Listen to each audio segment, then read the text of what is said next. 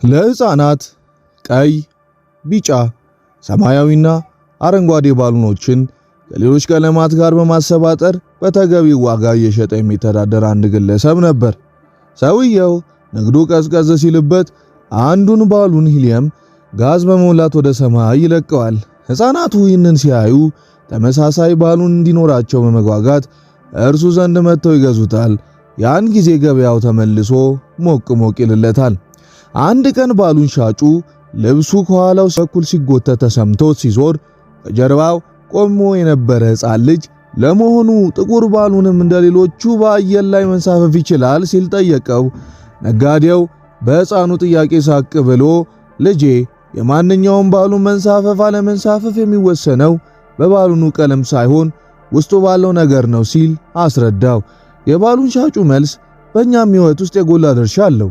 ወደ ላይ ሽቅብ እንድንወጣ ወይም ወደ ታች ቁልቁል እንድንወርድ የሚያደርገን ውጫዊ ገጽታችን ሳይሆን ውስጣችን ያለ የገዛ አመለካከታችን ነው። የሃርቫርድ ዩኒቨርሲቲ ዊሊያም ጄምስ በአንድ ወቅት የዚህ ዘመን ትውልድ የላቀው ግኝት የሰው ልጆች አእምሯቸውን አስተሳሰብ በመለወጥ ብቻ ሕይወታቸውን መለወጥ መቻላቸው ነው በማለት ተናግሮ ነበረ። በሃርቫርድ ዩኒቨርሲቲ የተደረገው አንድ ጥናት እንደሚያሳየው ሰዎች አዲስ ሥራ ለማግኘት አሊያም እድገት ላይ ለመቆናጠጥ የሚያበቃቸው 85% የሚሆነው ዋነኛ ምክንያት አመለካከታቸው ነው። የተቀረው 15% ባላቸው ሙያና ጉብዝና ላይ የሚወሰን ነው። የሚያስገርመው ግን ሙሉ የትምህርት ወጪያችንና ጠቅላላ ጉልበታችን የሚባክነው ለዚህ 15% ብቻ የሚሸፈነው ሙያዊና አእምሮአዊ ክህሎት ብቻ መሆኑ ነው። ይሁንና አሸናፊነታችንና ስኬታችን ሙሉ በሙሉ የሚወሰነው በዚህ 85% በሚሸፈነው አመለካከታችን የተነሳ ነው። አመለካከት የሚለው ቃል ቁልፍ ጠቀሜታ ያለው ቃል ነው። በእያንዳንዱ ሰው ሙያዊው ሆነ ግላዊ ሕይወት ላይ የሚጫወተው ሚና የጎላ ነው።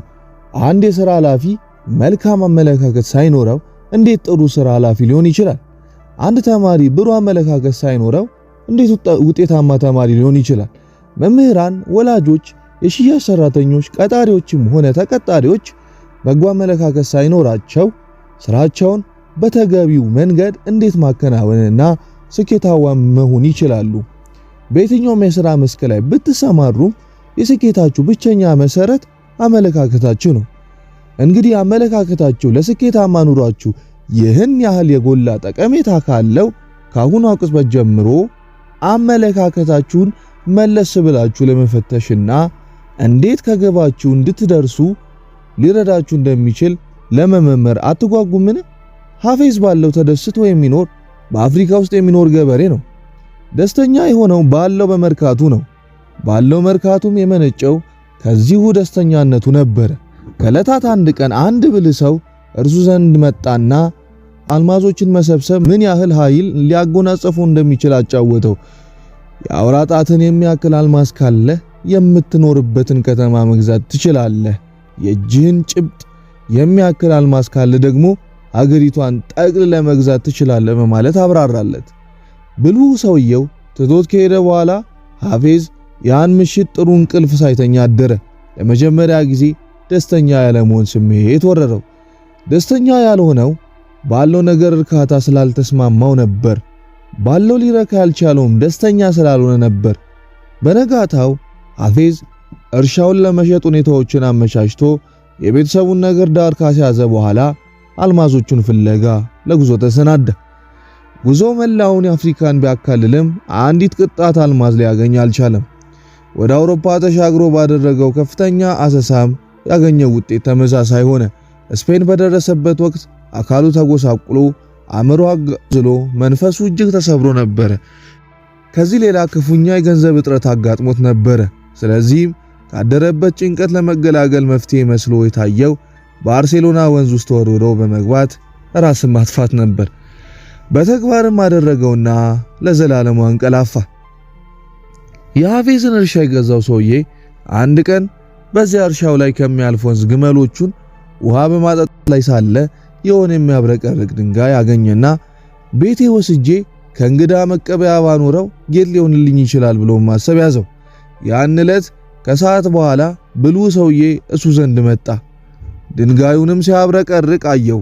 ሐፌዝ ተመልሷል እንዴ ሲል ጥያቄውን አቀረበ። አይ አልተመለሰም፣ ግን ለምን ጠየቅከኝ ሲል ባለ እርሻው ጥያቄውን በጥያቄ መለሰለት። ምክንያቱም ይህ የምታየው ድንጋይ አልማዝ መሆኑ ነው። ስለዚህ ጉዳዩ ለሐፌዝ አጫውቼው ነበር አለው። ታዲያ እኮ ይህንን ድንጋይ ከወንዙ ዳር አምጥቼ እዚያ ኖርኩት እኔ ነኝ ሲል ባለ እርሻው ሰውዬ አብራራለት። ና ላሳየህ ሌሎቹም አሉ ሲል ብሉ ሰውዬ ጋበዘው። በዚያው ዕለት ብዙ ተመሳሳይ ድንጋዮችን ከለቀሙ በኋላ የተወሰኑትን ለምርመራ ባለሙያ ዘንድ ላኳቸው። በውጤቱም ሁሉም አልማዞች ሆነው ተገኙ። ያ የእርሻ ቦታ በአልማዝ ሀብት የበለጸገ መሆኑን ታወቀ። የዚህ ታሪኩም ነገሮች ምንድናቸው? የመጀመሪያው አመለካከታችን አዎንታዊና ትክክለኛ ከሆነ እያንዳንዳችን በአልማዝ ሀብት የበለጸገ ምድር ላይ እየተራመድን መሆኑን እንረዳለን። እድል ሁሌም እግራችን ስር ናት። እርሷን ለማግኘት የትም መሄድ አይጠበቅብንም። ማድረግ የሚገባን ይህንን እድል ለመገንዘብ መንቃት ብቻ ነው። በሁለተኛ ደረጃ ሳር በየትኛውም አቅጣጫ ብናየውም ያው አረንጓዴ ነው።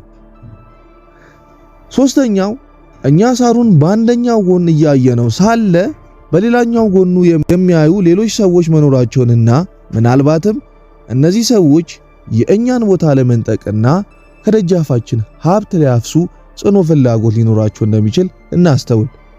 አራተኛው መልካም አጋጣሚን ለመገንዘብ ያልታደሉ ሰዎች ጥሩ እድል በራቸውን ሲያንኳኳ በንዴት ይጮሃሉ። ያለፈውን አሉታዊ ስሜታቸውን ስለሚቀሰቅሰው ይረበሻሉ። አምስተኛው መልካም እድሎችና አጋጣሚዎች ከእጃችን ሲያፈተልኩ እንጂ በራችንን ሲያኳንኩ የመገንዘብ እድላችን እጅግ የጠበበ ነው። ስድስተኛው እድል በራችንን የሚያንኳካው አንዴ ብቻ ነው። ቀጣዩ ጊዜ የተሻለ ወይም የባሰ መጥፎ ሊሆን ይችላል። ለዚህም ነው ትክክለኛውን ውሳኔ በትክክለኛው ጊዜ መወሰን የሚኖርብን። ተገቢ ባልሆነ ጊዜ የምንወስነው ትክክለኛ ውሳኔ የተሳሳተ ውሳኔ ይሆናል።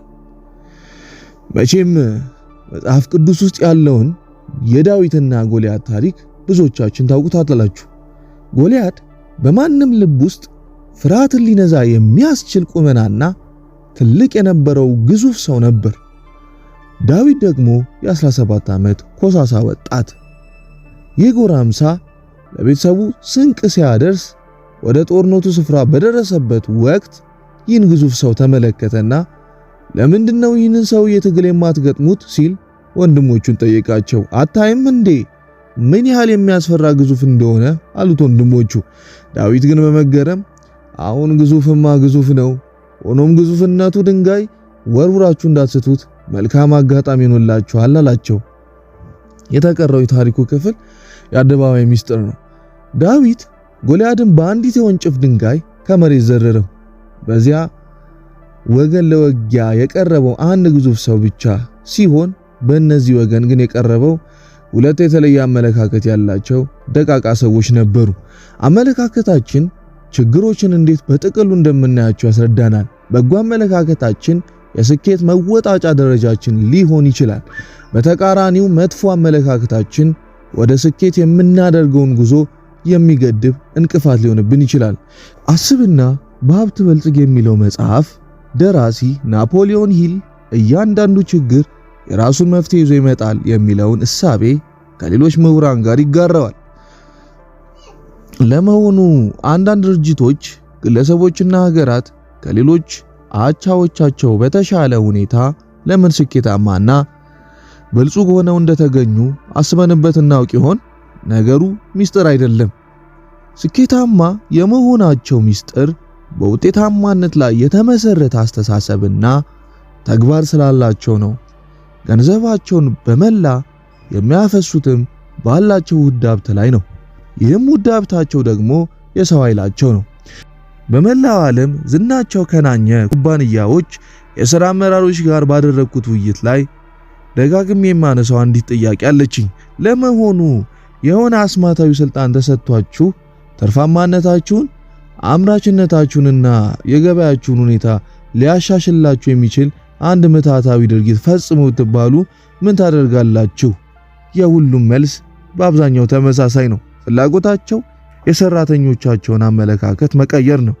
የተሻለ አመለካከት እንዲይዙላቸውና ምርታማ፣ ታማኞች፣ ጊዜ የማያባክኑ እንዲሆኑላቸው ይሻሉ። የዚያኔ ኩባንያቸው ምቹ የሥራ ቦታ ይሆንላቸዋል። ከልምድ መረዳት የቻልነው ነገር ቢኖር የሰለጠነ የሰው ኃይል ከማምረቻ መሳሪያዎች ወይም ከተቀማጭ ገንዘብ በላይ ዋጋ እንዳለው ነው። የዚያኑ ያህልም የሰው ኃይል በአግባቡ ካልተጠቀምንበት ትልቁ ኪሳራችንም ሊሆን ይችላል። በአግባቡ የተያዘ የሰው ኃይል ሀብት የመሆኑን ያህል በተቃራኒው የተያዘ የሰው ኃይል ኪሳራ ነው። ለሰራተኞች የሚዘጋጁ የአሻሻል ስልቶች፣ የደንበኛ አያያዝና የእቅድ አተገባበር ስልቶችን የተመለከቱ በርካታ የማሻሻያ ስልጠናዎችን እንደ መከታተሌ የተረዳሁት አንድ ቁም ነገር ቢኖር አብዛኛው ማለት ይቻላል ትክክለኛውን በስርዓት የተዋቀረ የሰው ኃይል እስካላገኙ ድረስ ውጤታማነታቸው አጠራጣሪ መሆኑን ነው። ለዚህ ደግሞ የሚያስፈልገን ምርጥ የሰው ኃይል ስብስብ ነው። ለመሆኑ ምርጥ የሰው ኃይል ስብስብ ምንድን ነው? ስብስቡ ተሰጥኦ ያላቸው ታማኞችና በጎ አመለካከት ያላቸው ሰራተኞች ያቀፈ ከሆነ ምርጥ የሰው ኃይል ስብስብ ሊባል ይችላል። በነገራችን ላይ የማሻሻያ ስልጠናዎች አስፈላጊ አይደሉም እያልኩ አይደለም። እኔ የምለው ውጤታማ የሚሆኑት ትክክለኛውን ምርጥ የሰው ኃይል ስብስብ ሲያገኙ ነው። ለምሳሌ የተከታተልኩት የደንበኛ አያያዝ የማሻሻያ ስልጠና ላይ ሰራተኞቹን እባኮ እና እናመሰግናለን አይነት አባባሎችን እየተጠቀሙ በትህትና ደንበኞቻቸውን ማስተናገድ እንዳለባቸው ሲያስገነዝቡ ነበር። ይሁንና ደንበኞችን በትህትና ለማስተናገድ ልባዊ ፍላጎት የሌለው ሰው ፊቱ ላይ የውሸት ፈገግታውን እየፈነጠቀ ምን ያህል ጊዜ መቆየት ይችላል?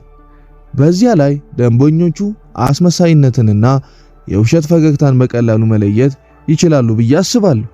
ልባዊ ያልሆነ ፈገግታ ሲበዛ አሰልቺ ነው። እንደኔ መቅደም ያለበት ገጽታው ሳይሆን የሰራተኛውን ስብዕና መገንባቱ ነው። ትህትና ማስተማሩ ከዚያ ለጥቆ የሚመጣ ነው። አሁን እየተደረገ ያለው ግን የተገላቢጦሽ ነው። በእርግጥም ሰራተኞች ለደንበኞች እባክዎንና እናመሰግናለን ማለትን ቢገባቸውም ይህ ትህትና ስራ ለመስራት በሚኖራቸው ጽኑ ፍላጎት የተጋዘ ወይም የታጀበ ሊሆን ይገባል። በአንድ ወቅት አንድ ሰው ወደ ታዋቂው የፈረንሳይ ፈላስፋ ብሌዝ ፓስካል ተጠጋና እንዳንተ አይነት አይምሮ ቢኖረኝ የተሻለ ሰው በሆንኩ ነበር አለው። ብሌዝ ፓስካልም ሲመልስ የተሻለ ሰው ከሆንክ የኔን አይምሮ ይኖርሃል አለው። የታላላቅ ድርጅቶች ጥንካሬ የሚገነባው በደሞዝ አከፋፈል አሊያም በሥራ ሁኔታዎች አይደለም። ይልቁንም የእነዚህ ድርጅቶች ጠንካራ መሰረቶች የሚገነቡት በሰዎች አመለካከትና መልካም የእርስ በርስ ግንኙነቶች ነው። ሰራተኞቻቸው ይህን ነገር ማድረግ አልችልም የሚል ከሆነ የዚህ አባባል ትርጉም ሁለት አይነት አንድምታ ይኖራል። የመጀመሪያው ስራው እንዴት እንደሚሰራ ለማወቃቸውና መናገራቸው ሲሆን ይህም እንደ ቴክኒካዊ ችግር ሊወሰድ ይችላል። ሁለተኛው ደግሞ ስራውን ለመስራት ጭራሹን አለመፈለጋቸውንና የአመለካከት ችግር እንዳለባቸው ተደርጎ ይወሰዳል።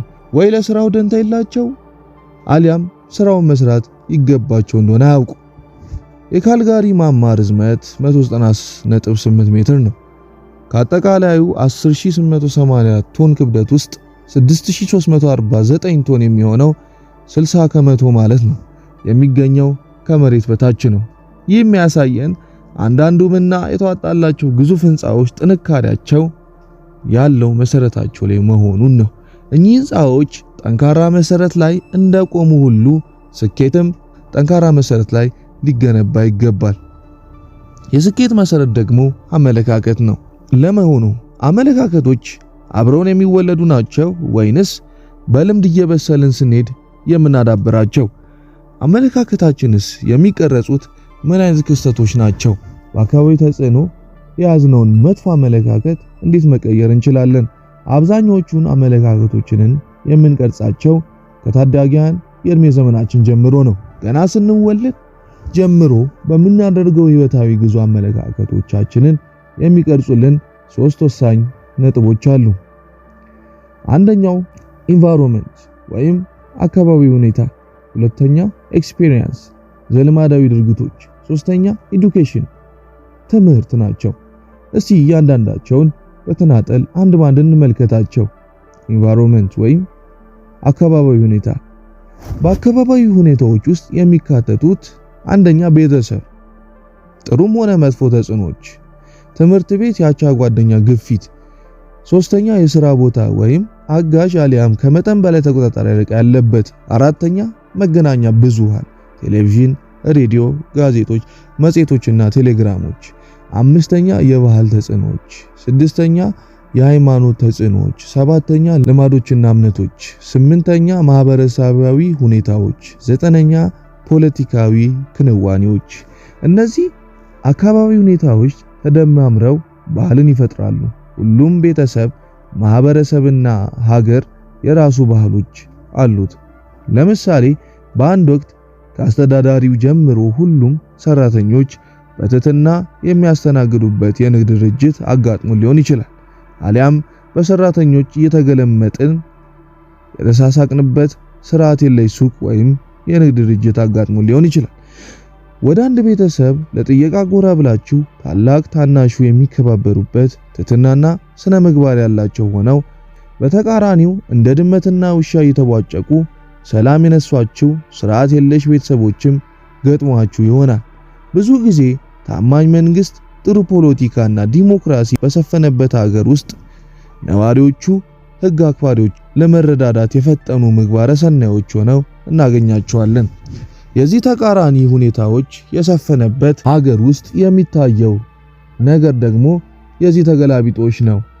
በሙስና በተጠላለፈ ስርዓት ውስጥ ታማኝነቱንና ሐቀኝነቱን ለመጠበቅ የሚጣጣር ግለሰብ ፈታኝ ህይወት እንደሚገጥመው ጥርጥር የለውም። በበጎ አካባቢ ሁኔታዎች፣ በምቹና አዎንታዊ ሁኔታዎች ውስጥ ያለ ሰራተኛ ምርቱ እየጨመረ ሲሄድ፣ በተቃራኒው የሚገኝ ሰራተኛ ምን ቢለፋና ቢደክም በታማነቱ ወይም ውጤቱ እያሽቆለቆለ ይሄዳል። ባህል በየትኛውም ቦታ ሁሉ ከላይ ወደ ታች ይወርዳል እንጂ ከታች ወደ ላይ አይወጣም። ከሁሉም በፊት ምን አይነት አካባቢያዊ ሁኔታዎችን እንደፈጠርን ልናስተውል ይገባናል።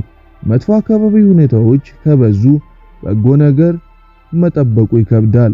ህግ ተላላፊነት በራሱ ህግ በሚሆንባቸው እንዲህ አይነት አካባቢዎች ህግ አክባሪ ዜጎች አጭበርባሪ ቢሆኑ አይደንቅም። እስቲ ያለንበትን አካባቢ ሁኔታ አመለካከታችን ላይ እንዴት ተጽዕኖዎችን ሊፈጥር እንደሚችልና እኛም የምንፈጥረው አካባቢ ሁኔታ ሌሎች ላይ የሚያደርሰውን ተጽዕኖ ለማጤን ጥቂት የጽሞና ጊዜ ኑረን። ሁለተኛው ኤክስፒሪየንስ ዘልማዳዊ ድርጊቶች። ከተለያዩ ሰዎች ጋር እንደሚኖረን ተመክሮ አንጻር ባህሪያችንም ይቀያየራል። ብዙ ጊዜ የህይወታችን ማጣቀሻዎች አድርገን የምንጠቀመው ልምዶቻችንንና አጋጣሚዎቻችንን ነው። በጎ ተመክሮ ካለን በጎ አመለካከት ይኖረናል።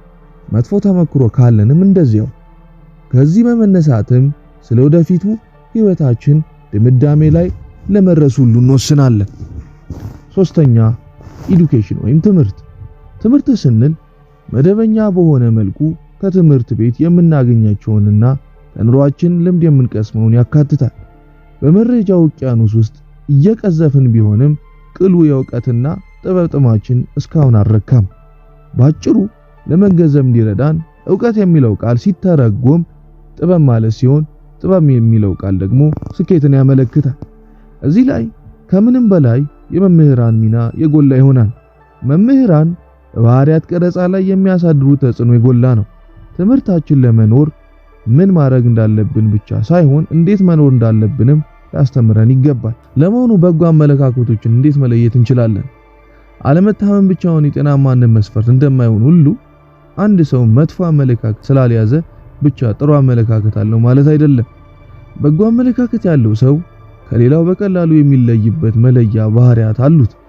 እነዚህም በራስ መተማመኑ፣ አፍቃሪ መሆኑ፣ ትዕግስት ማሳየቱና ትህትናው ናቸው።